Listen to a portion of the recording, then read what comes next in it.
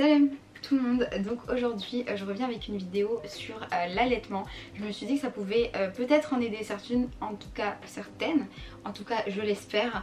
Et du coup voilà, donc je vais un peu vous raconter mon expérience et vous donner quelques petits conseils sur comment je m'y suis pris. Parce que voilà, l'allaitement c'est pas si simple qu'on le pense, en tout cas moi personnellement j'ai pensé que c'était très simple. Je me suis dit ouais... je vais accoucher, pack, bébé à téter, puis c'est tout, ça va être easy. Je vais faire un petit disclaimer. Je tiens à dire avant de continuer cette vidéo que je ne suis pas bien sûr sage-femme ni spécialiste en allaitement ni quoi que ce soit. Je donne vraiment que mon expérience, enfin, je vous partage simplement mon expérience personnelle. Faut pas oublier que chaque maman, chaque femme est différente, chaque bébé est différent, donc faut pas l'oublier ça, faut pas se mettre trop de pression non plus. Et j'espère que ça va se passer le plus sereinement et le mieux possible pour vous. Alors vraiment, quelque chose que je peux vraiment vous conseiller, c'est de poser énormément de questions quand vous êtes à la maternité. Poser des questions, maximum de questions aux sages-femmes. Vraiment, il n'y a pas de questions bêtes, faut pas se dire non mais sinon on va penser que je suis bête, ou peut-être que c'est logique, ou on va penser que je suis une mauvaise mère parce que je sais pas ça.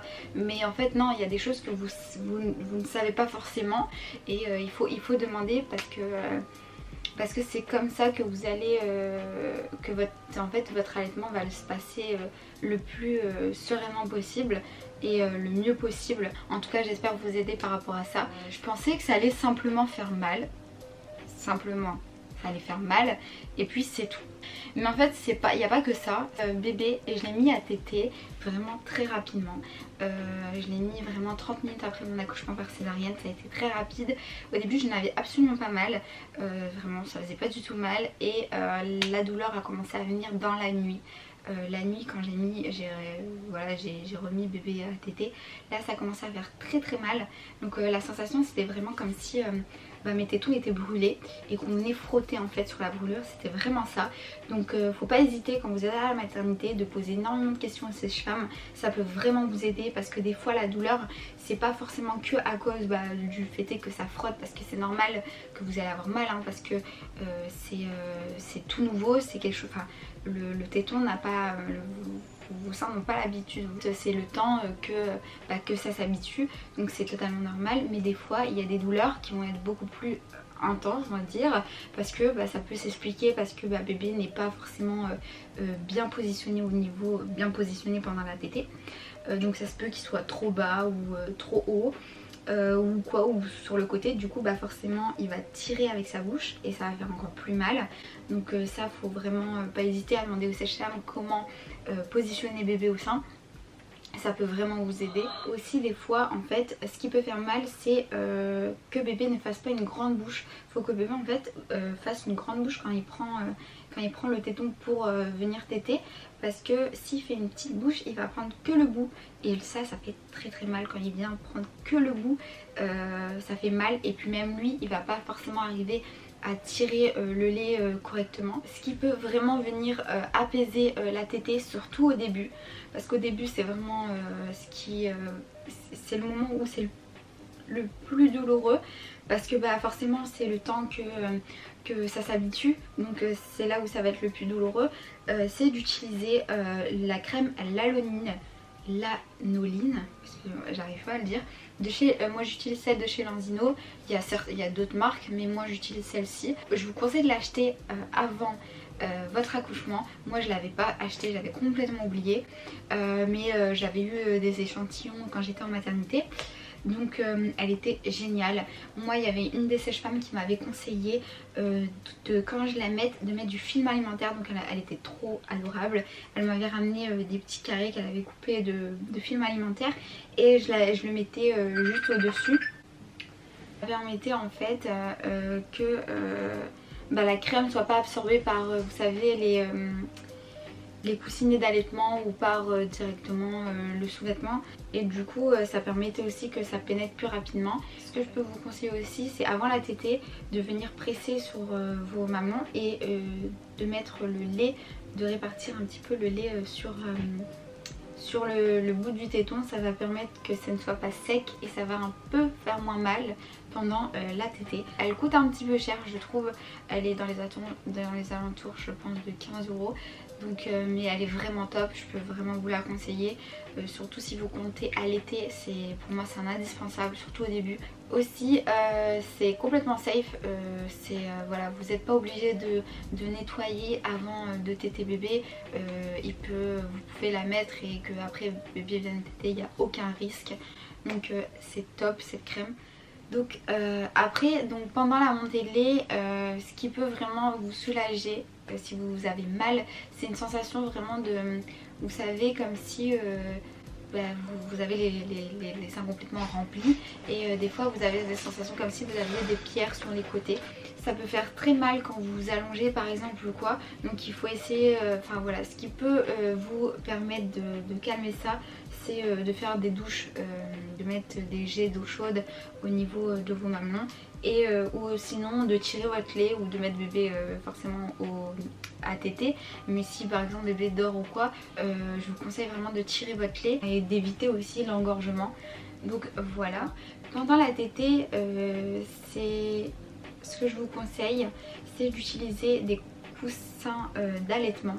Ça va permettre d'être mieux positionné, que le bébé soit mieux positionné. Ça va vous éviter aussi de vous fatiguer parce que des fois voilà, c'est un peu lourd. Autre chose que je peux vous conseiller pendant la tétée, surtout si vous tirez votre lait, c'est de venir utiliser un recueil-lait. Ça c'est génial. Le recueil-lait, ce qui est bien, c'est que ça va vous permettre de recueillir le lait pendant que de l'autre côté pendant que bébé tète, que le côté au lieu de couler et que ça parte dans les coussinets d'allaitement. Ah oui, coussinets d'allaitement indispensable aussi. Ça va vous permettre, vous les mettez en fait dans vos soutiens-gorge et ça va vous permettre, d'absorber le lait qui coule. Des fois comme ça, il y a du lait qui coule et du coup vous vous retrouvez avec les vêtements tachés de lait. Donc c'est un peu dommage, surtout si vous êtes dehors. C'est un peu embêtant. Donc coussinets d'allaitement aussi indispensable. Et donc le recueil-lait, vous allez mettre au niveau de votre autre mamelon et vous venez presser. Alors faites-le pas trop fort parce que moi au début je savais pas, je suis venue pomper en fait parce que ça fait effet ventouse, donc je suis venue pomper directement trop fort et ça m'a fait très mal. Ça m'a fait très mal, donc il faut vraiment faire... Enfin, allez-y doucement. Et ça sert aussi, par exemple, si vous appuyez plusieurs fois comme ça va faire un effet de pompage manuel. Ça va faire un peu comme un genre tire-lait manuel quoi. Donc voilà, ça je vous conseille. Moi j'utilise celui de chez Lancino aussi. Ça prend jusqu'à 100 ml et il est fourni avec une sangle, il me semble que ça s'appelle comme ça, qui est réglable, donc vous pouvez la mettre autour du cou et en fait ça permet que quand vous venez tirer en même temps que bébé soit de l'autre côté, ça permet de maintenir et qu'il parte pas quoi, qu'il tombe pas et que ça évite que ça se renverse. Donc voilà, donc ça vraiment je trouve que c'est aussi un indispensable si vous allaitez. En tout cas pour moi je trouve que c'est très utile, surtout si vous tirez votre lait. Autre chose, pour les tire-laits, moi celui que je vous conseille le plus, donc les tire-laits c'est remboursé par la sécu, vous faites prescrire par la maternité, votre maternité ou par votre médecin traitant ou par votre sage-femme, il n'y a pas de souci et vous allez le louer donc en pharmacie. Moi celui que je vous conseille c'est celui que ma cousine m'a filé, donc c'est celui-ci. Alors moi au début j'utilisais celui de la marque Medela. Qui est très bien mais qui est un peu qui est pas pratique on va dire, surtout si vous tirez beaucoup votre lait. Moi j'essaye de tirer régulièrement mon lait et le problème c'est qu'il est pas pratique, il est lourd, il faut qu'il soit il se branche, donc il faut que vous ayez une prise électrique pas loin de vous, donc moi je le trouve pas très pratique à ce niveau là, surtout si vous allaitez beaucoup. Après je sais que Medela fait d'autres types de tire-lait, mais moi il y a ma cousine qui m'a parlé de celui-ci et qui m'a refilé celui-ci. Donc celui-ci c'est le Anou Santé. Je sais qu'il y a plusieurs marques dans le même style que celui-ci. Ce qui est génial dans celui-là, c'est qu'il est rechargeable, donc vous pouvez l'emmener avec vous n'importe où. Et aussi il y a une application, donc vous pouvez télécharger l'application, vous l'avez sur votre téléphone, ou vous l'activez, vous pouvez l'activer sur votre téléphone, l'allumer sur votre téléphone, voilà, ou voir la dernière fois, au dernier tirage, vous avez fait combien de temps, voilà, toutes ces choses là, donc c'est vraiment bien. Aussi, ce qui est bien, c'est qu'il fait aussi, je sais pas si vous allez voir, ouais, il fait aussi veilleuse, donc ça c'est top quand vous tirez votre lait la nuit, et ça évite de réveiller bébé. Aussi, ce qui est pas mal, c'est qu'il, par rapport au Medela, lui, vous pouvez choisir si vous voulez faire que stimulation ou vous faites pompage. Donc vous pouvez faire que stimulation ou que pompage. Moi par exemple, je fonctionne beaucoup plus à la stimulation qu'au pompage. Je tire plus de lait à la stimulation qu'au pompage. Donc ça c'est top. Donc vraiment je vous le conseille beaucoup, vraiment. Un qui est rechargeable, ça c'est voilà, dans n'importe quelle marque, je sais pas, mais en tout cas essayez de privilégier, surtout si vous savez que vous allez beaucoup tirer votre lait, d'utiliser d'en prendre un qui est rechargeable. Autre chose que je vous conseille quand vous tirez votre lait, c'est d'avoir des sachets de conservation pour le lait. Parce que sinon vous allez devoir utiliser, enfin pour stocker votre lait, ça c'est indispensable, parce que sinon vous allez devoir avoir plein de petits comme ça, voilà, comme cela. Donc moi par exemple quand je mets au frigo, je le mets seulement dans ces petits contenants de chez Medela, que je mets au réfrigérateur, et quand je congèle je mets avec ceux-là. Donc ça se présente comme ça, c'est voilà, c'est un genre de sachet de conservation, hein, tout simple. Vous marquez, vous notez, vous écrivez l'heure, la date, donc vous venez ouvrir et vous mettez votre lait à l'intérieur et vous mettez au congélateur. Ça c'est génial, ça permet vraiment de tout le temps avoir du stock de lait au cas où par exemple des fois vous n'êtes pas forcément à la maison et que le papa il doit donner le lait à bébé, surtout si vous comptez ne pas avoir recours, ne pas utiliser de lait artificiel. Moi j'utilise ceux de chez la marque Avent, mais sinon il y en a dans plusieurs marques. Il y a Lanzino aussi qui fait ça, enfin il y a différentes marques. Aussi quelque chose d'autre que je vous conseille, parce que c'est assez cher ce genre de sachet, c'est de les commander sur Vinted. Moi personnellement je les commande sur Vinted, il y a beaucoup de personnes qui les vendent vraiment. Et neufs, parce que qui n'ont jamais été ouverts, donc vraiment c'est beaucoup plus rentable de les commander sur Vinted. Ensuite pour le biberon, moi bébé est 90% du temps au sein, mais pour les fois où j'ai des rendez-vous ou quoi, où je peux pas être à la maison et que j'évite de prendre bébé avec moi dans les rendez-vous ou des trucs comme ça, j'ai pris ces biberons là de la marque Nano Bébé, qui sont en fait en forme de sein. Ça ressemble un maximum au téton de la maman. Il n'y a pas énormément qui sort, ça fait pas comme vous savez les biberons classiques. Là ça sort comme voilà, faut qu'ils viennent faire comme quand il est au sein en fait, tout simplement. Ils sont vendus par lot de 3, mais la seule chose qui est pas pratique dans ça, c'est le fait est que, alors moi je pensais que je pouvais du coup mettre le sein. Une fois j'ai essayé pour voir, pour tester, et en fait non, c'est pas du tout pratique. Alors dernière chose que je vous conseille pour favoriser la lactation, on va dire, que voilà, que vous ayez plus de lait, c'est d'utiliser les tisanes. Alors moi c'est ce que j'ai utilisé et franchement je trouve que ça marche pas mal. C'est les tisanes d'allaitement. Vous allez en trouver dans plusieurs marques. Moi ceux que j'utilise c'est la marque Velleda, que vous pouvez acheter en pharmacie directement, où ma cousine m'avait donné des Velleda aussi, mais elle m'avait aussi donné ceux-là de chez Puka. Alors je connais pas du tout, hein, moi je suis pas très tisane à la base, ni thé ni quoi que ce soit, mais de la marque Puka, c'est les Mother King Baby.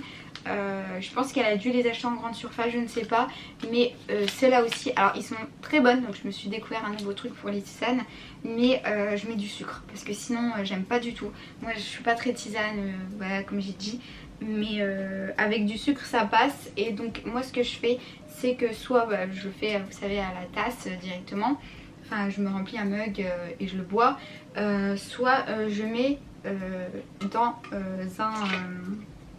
dans une genre de gourde en fait, et voilà je bois ça pendant la journée et ça me permet vraiment de...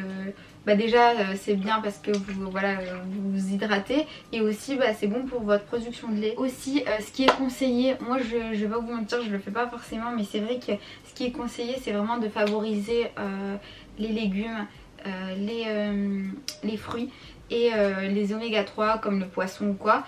Moi je fais pas forcément, enfin je mange normalement, voilà j'évite seulement les choses qui sont pas bonnes, que j'ai entendu et que j'ai vu sur un peu voilà, qui sont pas bons pour bébé, comme par exemple les boissons gazeuses, ça j'évite, je bois plus là pour l'instant.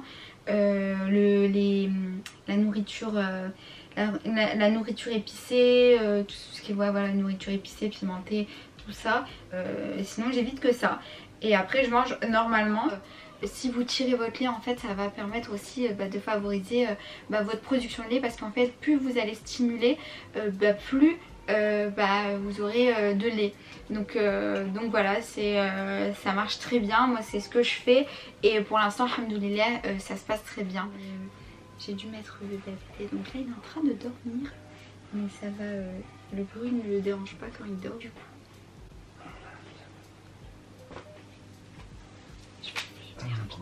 Aussi autre chose que donc de très important, quand vous avez mis bébé à téter, par exemple si à la dernière tétée vous avez mis bébé du côté droit, et bien à la prochaine tétée mettez-le du côté gauche, parce que ça va permettre d'équilibrer et qu'il n'y a pas un côté qui produise plus de lait que l'autre. Et aussi ça va permettre que vous n'ayez pas par exemple à force un sein qui soit plus petit que l'autre. Qu'est-ce que j'avais oublié de dire aussi? Ah oui, aussi quelque chose que j'avais oublié de dire, je me suis rappelé, oh là là, oh là là, oh là là, oh là là. Autre chose que j'avais oublié de vous dire de très important, c'est que quand vous tirez votre lait au début, ne vous inquiétez pas, il y a beaucoup de personnes, il y a beaucoup de femmes qui quand ils tirent leur lait, ils en ont pas beaucoup. Alors ça a été aussi mon cas. Et je me suis beaucoup inquiétée, je me suis dit que c'était peut-être pas normal, que je produisais pas assez de lait, donc j'étais un peu déçue de moi-même, alors qu'il faut pas en fait, ce que vous tirez c'est pas représentatif de ce que vous donnez à votre bébé, donc ça faut pas s'inquiéter. Si les médecins, enfin voilà, le pédiatre, votre pédiatre et vos sages-femmes vous ont dit que bébé il grossissait et que tout allait bien, il fallait continuer donc l'allaitement, vous inquiétez pas quand vous voyez qu'il n'y a pas assez de lait dans le tire-lait, voilà, c'est pas représentatif et il faut pas se causer du stress et être stressé, ou voilà, au fur et à mesure moins vous allez être stressé par rapport à ça, plus quand vous allez tirer votre lait, il y aura plus de lait. J'ai remarqué moi des fois quand je suis stressée, que je suis pas bien ou quoi que ce soit, je tire vraiment très peu, alors que quand je suis à l'aise, je suis bien, même je suis sereine, je tire beaucoup plus de lait, donc alhamdoulilah. Donc voilà, faut vraiment aussi être à l'aise quand on tire son lait. Il faut pas être dans une... voilà, parce que des fois on est là, on va tirer, on va dire faut que je tire parce que là je vais sortir et tout, enfin moi en tout cas c'était ça au tout début, je me disais faut que je tire et tout, parce que là je vais sortir, peut-être que bébé il aura pas assez de lait après et tout. Donc il y avait quasiment rien qui sortait parce que j'étais stressée. Voilà, faut pas hésiter à parler à des sages-femmes, à votre pédiatre, même votre médecin généraliste, c'est possible que voilà, qu'elle sache pas mal de choses par rapport à ça. Donc voilà, donc je vous fais plein de gros bisous et je vous dis à la prochaine pour une prochaine vidéo. Bye bye, on dit bye bye.